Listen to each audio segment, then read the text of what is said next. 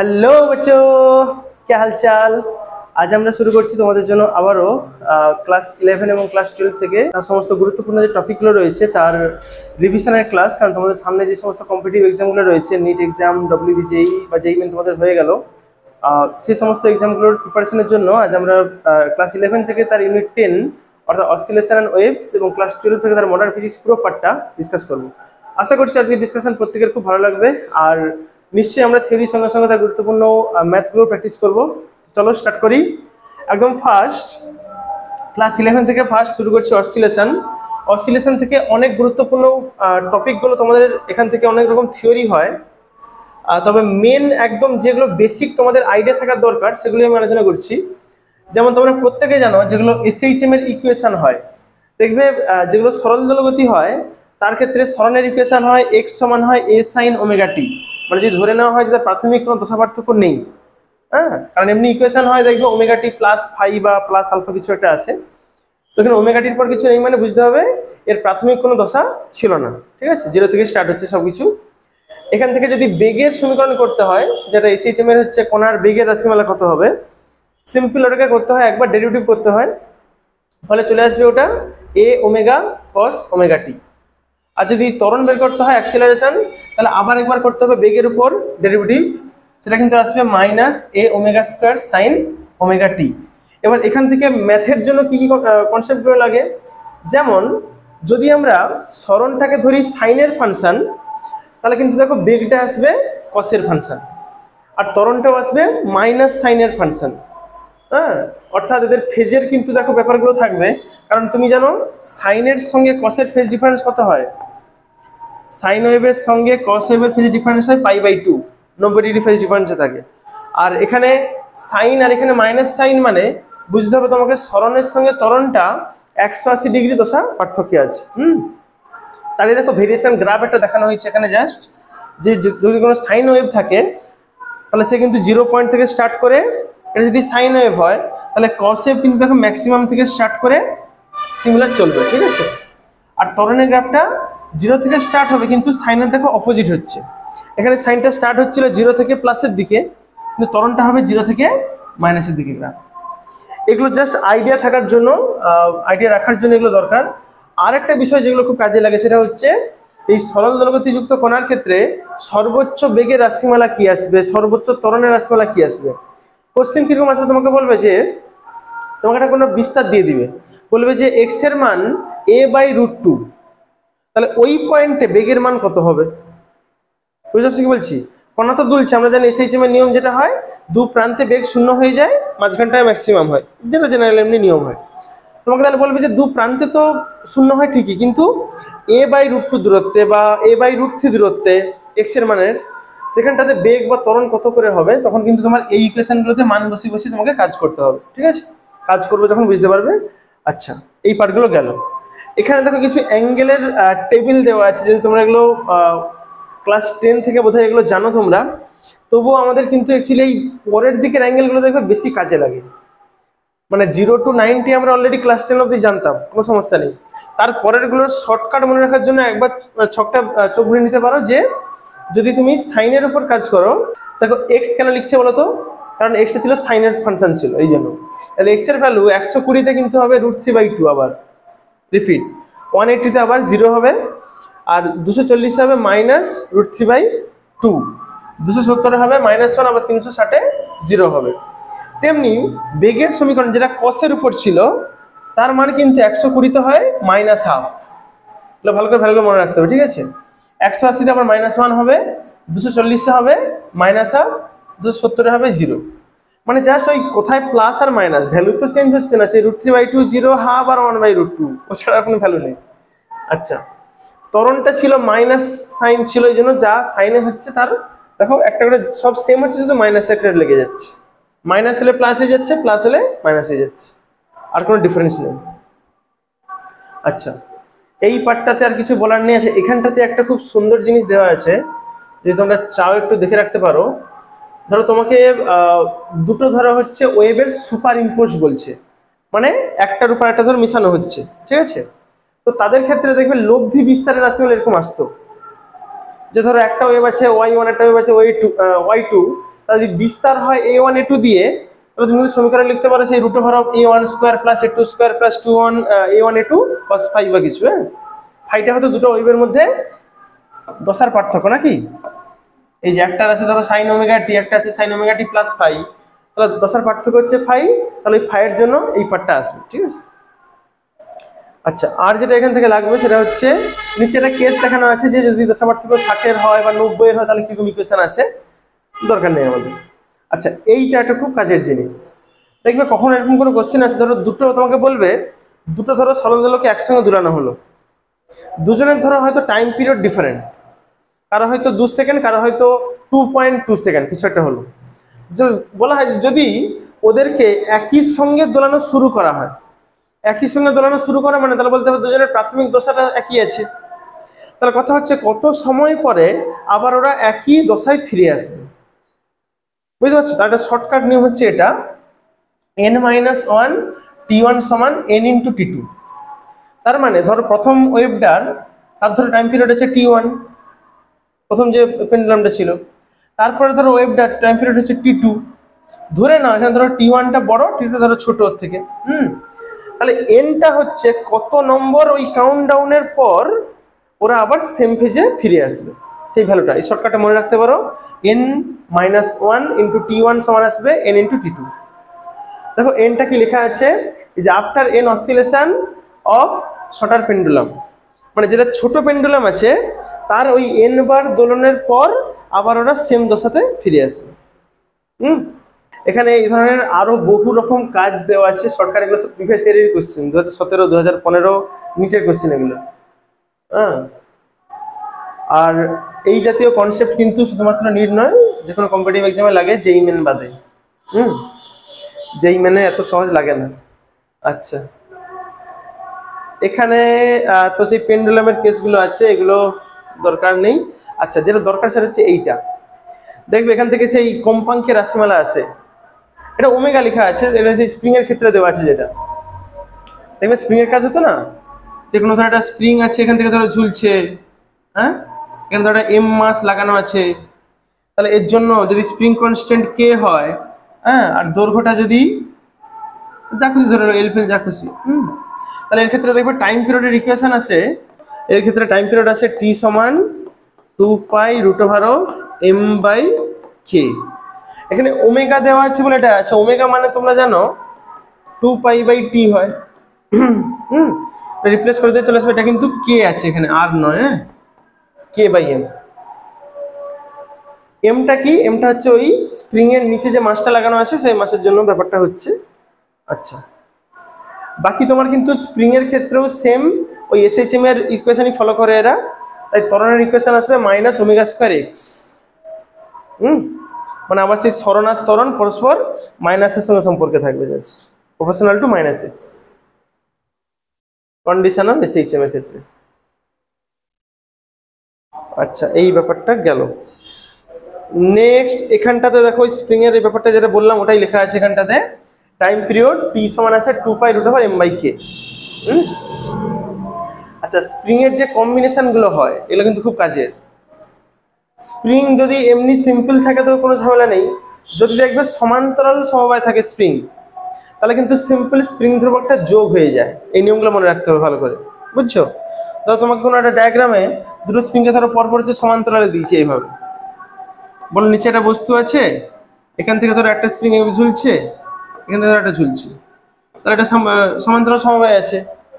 তাহলে এর ক্ষেত্রে যদি তোমাকে টাইম পিরিয়ড বের করতে হয়, তাহলে আমাকে ওই টাইম পিরিয়ডের যে ইকুয়েশনটা আছে t সমান 2π√m/k, এই k এর জায়গাতে কিন্তু এর তুল্য বল ধ্রুবকটা এখন বসাতে হবে এখানে। ধরে নিতে হবে প্রথমটা ধরো বল ধ্রুবক আছে k1, পরেরটা k2, তাহলে সমান্তরাল হলে সিম্পল এমনি যোগ হয়ে যাবে, kp মানে প্যারালাল কম্বিনেশনের জন্য যেটা হচ্ছে। আর শ্রেণীতে থাকলে এমনি সিরিজের জন্য সমান্তরালের নিয়ম লাগবে, যেটা আমরা রোধের নিয়মে জানি সমান্তরাল নিয়ম বলে, মানে 1/k করে যোগ হবে, আলটিমেট আসবে k1 k2/k1 + k2। মানে তোমার সেই ধারকের নিয়ম আর স্প্রিং এর নিয়মটা সেম সেম চলে। হ্যাঁ, আচ্ছা আচ্ছা, এখানটাতে দেখো একটা বিষয় দেওয়া আছে, ওই সিম্পল হারমোনিক মোশনের ক্ষেত্রে এনার্জি ডিস্ট্রিবিউশন কিরকম হয়। যখন কোনো ধরো পেন্ডুলাম এদিক থেকে এদিকে দুলে বেগ সর্বোচ্চ কোথায় হয় বলছিলাম? মাঝখানটাতে। তাহলে যেখানটাতে বেগ সর্বোচ্চ হয় সেখানটা গতি শক্তিও সর্বোচ্চ হবে। তো ওটাই আছে এখানে। এই গ্রিন গ্রাফটা হচ্ছে গতি শক্তির গ্রাফ, এইটা যে কাইনেটিক এনার্জি দেখছো কে ই, আর ব্লু গ্রাফটা হচ্ছে পোটেনশিয়াল এনার্জির গ্রাফ, স্থিতিশক্তির গ্রাফ। তাহলে কাইনেটিক এনার্জি সর্বোচ্চ হবে মিডিলটাতে, শূন্য হবে দুধারে, মানে সর্বোচ্চ অবস্থান যেটাকে বলে। আর পোটেনশিয়াল এনার্জিতে উল্টোটা হবে, কিন্তু মোট যান্ত্রিক শক্তি সব সময় যে কোনো পয়েন্টের জন্য সেম থাকবে, মানে যোগের উপর মোট ভ্যালু চেঞ্জ হবে না। আচ্ছা, এখানে যেটা দরকার, দেখো পেন্ডুলাম কিন্তু আবার দুরকম হয়, এমনি সিম্পল পেন্ডুলামও হয়, আরেকটা হয় কম্পাউন্ড পেন্ডুলাম। যদি কম্পাউন্ড পেন্ডুলাম হয়, এমনি পেন্ডুলামের তো টাইম পিরিয়ড আমরা জানি কত হয়, পেন্ডুলামের টাইম পিরিয়ড এটা করে দিলেও হয়। এটা অ্যাকচুয়ালি জেনারেল ইকুয়েশন লেখা আছে, মানে টি সমান 2 পাই, টি সমান 2 পাই √L বাই আমরা জি লিখি, অ্যাকচুয়ালি জি মানে অভিকর্ষজ ত্বরণ হয়, তাহলে সেটা তো যে কোনো গ্রহের জন্য চেঞ্জ হতে পারে, ওই জন্য এ এফেক্টিভ লেখা আছে। শুধু গ্রহ নয়, তার তো পজিশন বা সিচুয়েশন চেঞ্জ হলে চেঞ্জ হতে পারে। যেমন আমরা আগের দিন ওটা অঙ্ক করছিলাম, যেটা পেন্ডুলামকে যদি হচ্ছে লিফটের উপর উপর নিচু করা হয়, তাহলে লিফটের উপর দিকে তোলা হলে তার ক্ষেত্রে তাহলে কিন্তু জির মান চেঞ্জ হতে পারে, এই জন্য লেখা হচ্ছে জি ইফেক্টিভ, মানে যা হবে বা এ ইফেক্টিভ বলা হয়। আচ্ছা, যদি এটা কম্পাউন্ড পেন্ডুলাম হয়, কম্পাউন্ড পেন্ডুলাম কাকে বলে? যাদের ক্ষেত্রে যেমন ধরো সিম্পল পেন্ডুলাম তাকে বলে যার দেখবে মাস শুধুমাত্র শেষেই আছে, এই সূত্রের কোনো ভরফর নেই বলে ধরে নেওয়া হয়। কিন্তু কম্পাউন্ড পেন্ডুলাম মানে যার এই পুরোটাতে কিছু না কিছু ভর আছে। ধরো আমি যদি এই পেনটাকে উপর থেকে যদি দুলাই, তাহলে এও তো একটা পেন্ডুলাম মতো দুলবে, এটা কিন্তু হবে কম্পাউন্ড পেন্ডুলাম। কেন কি এর সব ভরটা এই শেষে নেই, সবটা মিলে আছে, ঠিক আছে, এটা হবে কম্পাউন্ড পেন্ডুলাম। এর ক্ষেত্রে দেখো টাইম পিরিয়ড ইকুয়েশন হবে 2 পাই √I/mg, mgl ইফেক্টিভ। এলটা কেন ইফেক্টিভ বলছে বলতো? এর যেহেতু ভরটা একটা পয়েন্টে নেই, তাহলে তুমি দৈর্ঘ্য কোনটার সাপেক্ষে মাপবে? তোমাকে কাজ করতে হবে সেন্টার অফ মাস ধরে, তার সাপেক্ষে দৈর্ঘ্য ধরে কাজ করতে হবে, ঠিক আছে। বাকি এম তো এর ভর হচ্ছে, জি তো তুমি জানো, আইটা হবে মোমেন্ট অফ ইনার্সিয়া, বডির উপর চেঞ্জ। এটা যদি ধরো কোনো গোলক হতো, তাহলে গোলক হলে গোলকের যে আই হয় মোমেন্ট অফ ইনার্সিয়া ভ্যালু, সেটা বসাতে হবে, যে 2-এর 5 হোক, 3-এর 2 হোক, যা হবে, ঠিক আছে। আচ্ছা, এগুলো কিন্তু ভালো করে মনে রাখবেন, কিছু দেওয়াও আছে বা যদিও জি বা এ ইফেক্টিভের মানটা কত কত হতে পারে। Lift moving with downward A acceleration, যদি নিচের দিকে এ ত্বরণে নামে তখন তাহলে ব্যাপারটা বিয়োগ হবে, দেখছো নিচের দিকে নামার সময় এফেক্টিভটা বিয়োগ হবে, জি মাইনাস এ হবে এখানে ভ্যালুতে, এখানে নিচে। আর যদি ওটা উপর দিকে এ ত্বরণে উঠে উপর দিকে, তাহলে কিন্তু হবে জি প্লাস এ। আর যদি রেস্ট থাকে তাহলে সমস্যা নেই, স্থির থাকলে তো আমি জি বসে যাবে এখানটা, ঠিক আছে। আচ্ছা, এখানটাতে দেখো তোমার ওই এসএইচএম এর এনার্জির ইকুয়েশন গুলো দেওয়া আছে। যদি তুমি গতিশক্তি দেখো, কাইনেটিক এনার্জি দেখবে হয় ½ k square minus omega square, k এর জায়গায় তুমি সেই এম ওমেগা স্কোয়ার লিখতে পারো অ্যাকচুয়ালি, হ্যাঁ। আর যদি পোটেনশিয়াল এনার্জি দেখো তাহলে আসবে ½ kx স্কোয়ার। আর যদি টোটাল এনার্জি দেখতে চাও, মোট শক্তি আর যারা দুটোকে যোগ্য দিলে দেখবে শুধু থাকবে ½ k স্কোয়ার থাকবে। এগুলো বলার কিছু নেই, তোমরা এগুলো জানো। একটা সমুদ্রের যে ঢেউ হয়, ওয়েভ তৈরি হয়, বা পুকুরের যে ঢেউ তৈরি হয়, ওয়েভ তৈরি হয়, সেখানে কিন্তু অনেকগুলো ভাবো কণা হচ্ছে এসএইচএম হয়। ওই যে কণা, জলের কণা বলো বা যে কোনো কণা বলো, ওই আপ অ্যান্ড ডাউন মোশন করে, ওর ফলে কিন্তু ওভারঅল দেখে মনে হয় একটা ওয়েভ আসছে আমাদের দিকে। আচ্ছা,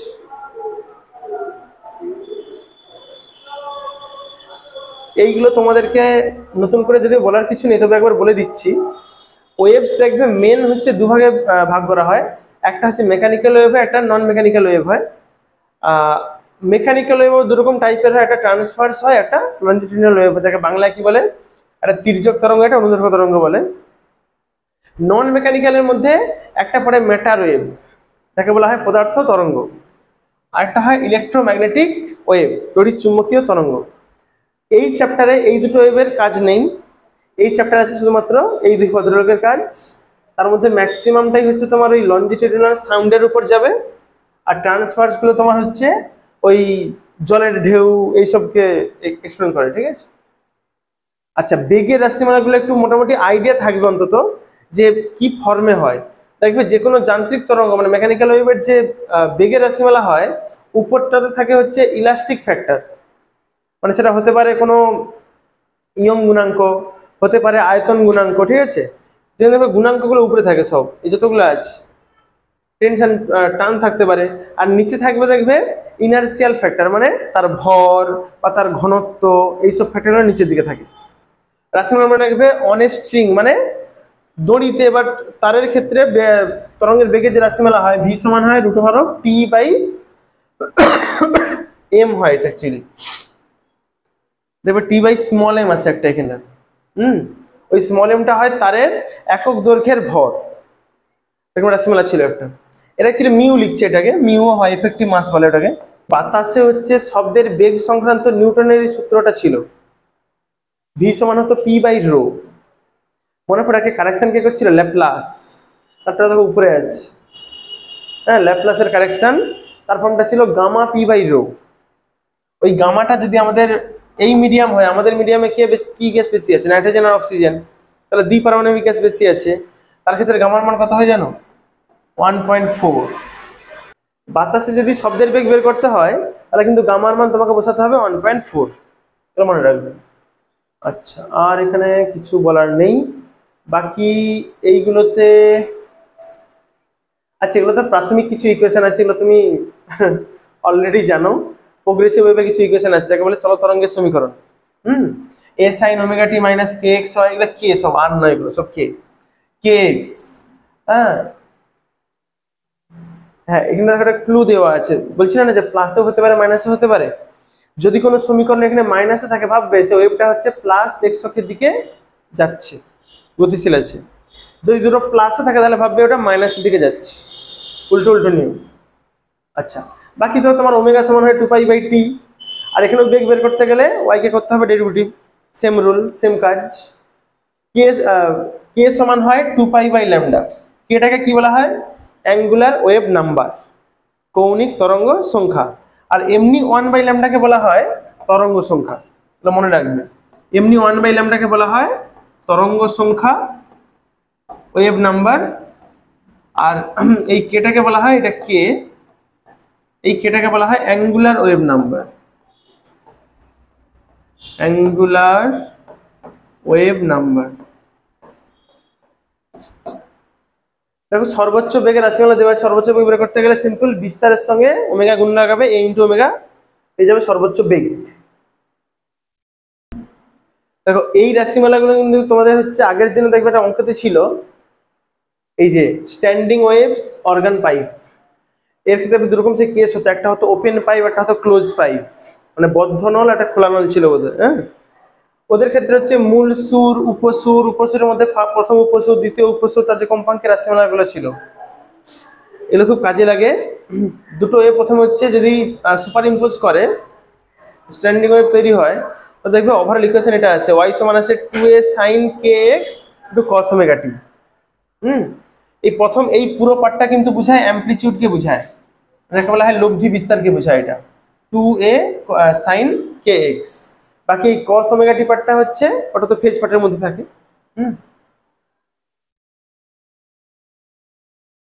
ওই ক্যালকুলেশনটা এখানে দেখানো আছে কিভাবে আসছে আসলে আর কি, মানে দুটো ওয়েভ এখানে একসঙ্গে উপরিপাতিত হলে তবে তৈরি হয় স্থান তরঙ্গ, যাকে বলা হয় স্টেশনারি ওয়েভ।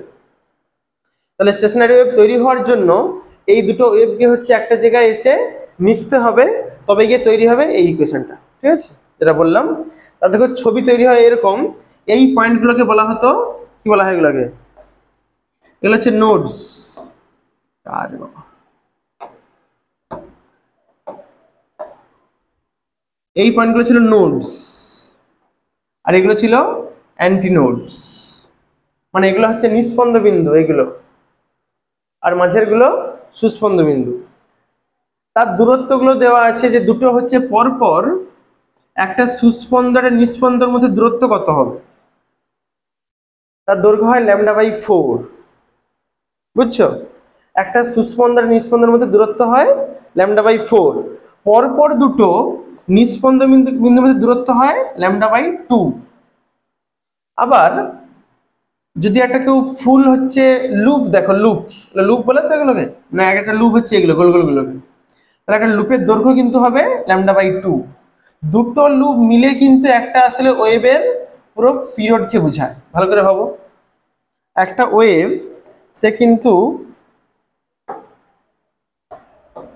দেখো এইখান থেকে যদি শুরু হয় এই অবধি গেলে একটা ফুল ওয়েভ হয়তো, তাহলে একটা ফুল ওয়েভ দিয়ে কিন্তু দুটো করে লুপ তৈরি হয় নাকি? আচ্ছা, এখানে এই নিচের সূত্রগুলো একটু ভালো করে মনে রাখতে হবে কাজ করার জন্য। এইগুলো প্রথম নোটস হচ্ছে কত দূরত্বে থাকবে তৈরি হবে সেগুলো। যদি বলা হয় প্রথম অবস্থান থেকে, বললো যে পঞ্চম হচ্ছে নোটসটা কত দূরে তৈরি হবে, তাহলে তার জন্য কিন্তু ইকুয়েশন দেখো এইটা আছে, এক্স সমান হবে λ/2 ইন্টু এন, মানে কত নম্বর তুমি বলছো সেটা। আর যদি অ্যান্টি নোটস করো সুস্পন্দ বিন্দুর জন্য বলো, তাহলে কিন্তু হবে λ/4 ইন্টু 2n-1। এন এর মানে কিন্তু 0 থেকে স্টার্ট হতে পারে, 0, 1, 2, 3, 4 যা খুশি। এই রুলগুলো একদম ভালো করে মনে রাখতে হবে। এবারে আসো এই পার্টটাতে, অর্গান পাইপস। তার দুটো কন্ডিশন, একটা ওপেন হয় একটা ক্লোজড হয়। যদি ওপেন হয় তার ক্ষেত্রে দেখো এখানে ইকুয়েশন দেওয়া আছে, ওপেন মানে তার এদিকেও দেখো তৈরি হবে অ্যান্টিনোডস, এদিকেও তৈরি হবে অ্যান্টিনোডস সুস্পন্দ বিন্দু, মাঝে একটা তৈরি হবে নিস্পন্দ বিন্দু। তার ক্ষেত্রে কম্পাঙ্কের রাশিমালা হয় এইটা, μ0 বলছে মানে এটা হচ্ছে ওই যাকে বলা হয় মূল সুরের কম্পাঙ্কের রাশিমালা। v/12, এলটা হচ্ছে এর দৈর্ঘ্যটা কতটা সেটা, ঠিক আছে, পাইপটার দৈর্ঘ্য। ক্লোজ অবস্থায় থাকে, ক্লোজ অবস্থায়, তাহলে ক্লোজ থাকলে কিন্তু তাহলে দেখো একটা সাইডে ক্লোজ আছে মানে এখানটা তৈরি হবে অ্যান্টি নোডস, সরি নোডস তৈরি হবে এখানটা নিস্পন্দ বিন্দু, আর এখানটা তৈরি হবে সুস্পন্দ বিন্দু। তার ক্ষেত্রে মূল সুরের কম্পাঙ্ক আসবে রাশিমালা v/4l। এখানে পরপর অনেকগুলো আছে, তবে তোমরা হচ্ছে শর্টকাট মনে রাখতে পারো, এখানে দেওয়াও আছে যে যদি n তম হচ্ছে হারমোনিক্সের বের করতে হয় না, প্রথম সমমিল যাকে আমরা বাংলায় বলি, ইংলিশে এগুলো বলে না first harmonic, second harmonic, third harmonic বলে। তাহলে যদি nth হারমোনিক বলে তার ক্ষেত্রে কিন্তু কম্পাঙ্কের রাশিমালা আসবে n ইন্টু v/12।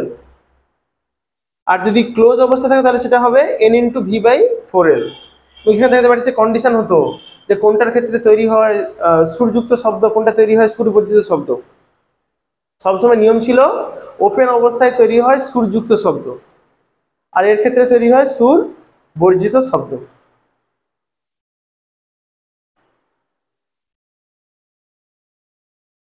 আচ্ছা আচ্ছা আচ্ছা আচ্ছা, ডপলার চলে এসেছে, তার আগেই ছিল, ঠিক আছে। বাকি রইল তোমাদের ডপলার এফেক্ট আর বিটস। বিটসটা কিন্তু অবশ্যই দরকার আমাদের, যাকে বলে স্বরকম্প। হ্যাঁ, স্বরকম্পের দেখবে কম্পাঙ্কের রাশিমালাটা খুব দরকার, স্বরকম্পের কম্পাঙ্কের রাশিমালা। স্বরকম্পের বাবা, এই বিটসের বা স্বরকম্পের কম্পাঙ্কের রাশিমালা ছিল এরকম, n সমান হতো n1 মাইনাস n2। এই সূত্র দেখে কিন্তু প্রচুর কাজ হয়, এগুলো কাজে লাগবে। বাকি তোমার হচ্ছে এখানে একটা এক্সাম্পল দেওয়া আছে বা যদিও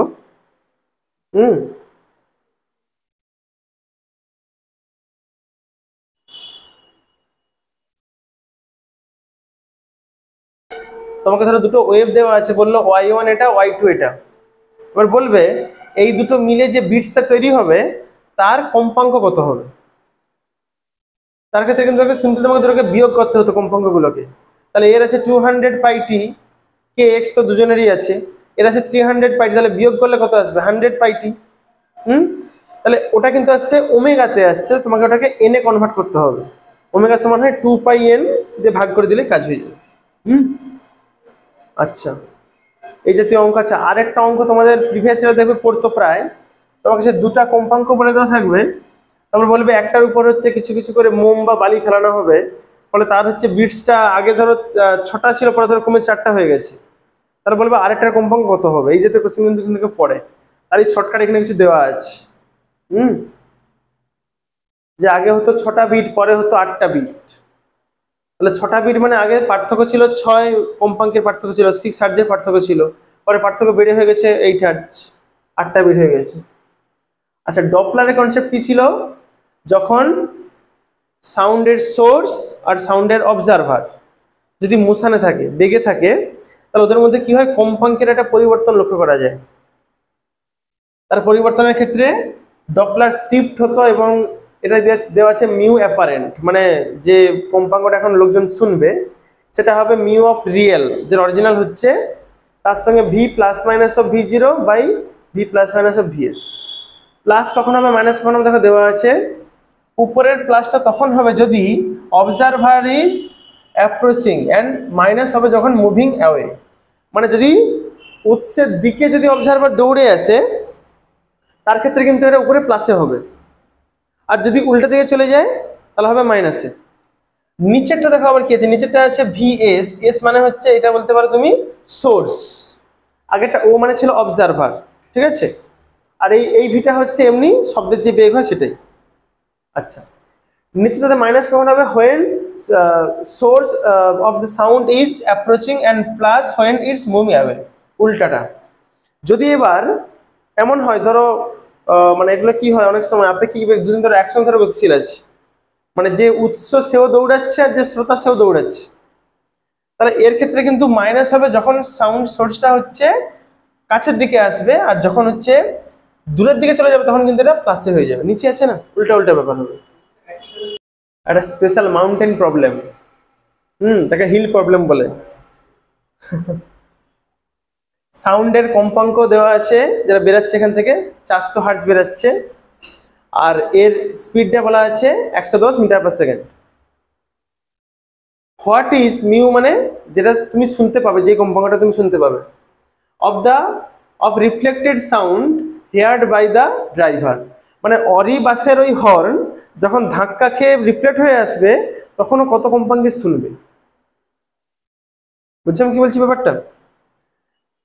এই ধরনের কাজ কিন্তু খুব পড়ে, এর জন্য দেখো কি করতে হবে তোমাকে, মানে এখানে এখানে সমস্যাটা দেখো, এখানে কিন্তু ও নিজেই হচ্ছে শব্দের উৎস, নিজেই হচ্ছে শ্রোতা, তাহলে ও এটা যদি হিলের একটা প্রতিফলক হয় তাহলে ওর গাড়ি ওর দিকে যাচ্ছে, মানে আমাদের নিয়ম দেখবে ছিল যদি হচ্ছে সাউন্ডের সোর্স যদি এগায় তাহলে মাইনাস করতে হয় বলছিলাম, তখন নিশ্চয় দেখো মাইনাস করতে হয়েছে, দেখছো। আর এই ভিটা হচ্ছে এমনি সাউন্ডের বেগ তুমি 330 পিস ধরে নিতে পারো, যা 330 32 যা কিছু ধরো। আর উপরের এই ভি যেটা ও ছিল সেটা হতো অবজারভারের বেগ, তাহলে ওর গাড়ি তো হচ্ছে এইদিকে এগাচ্ছে, তো সেটা কিন্তু প্লাসে হবে।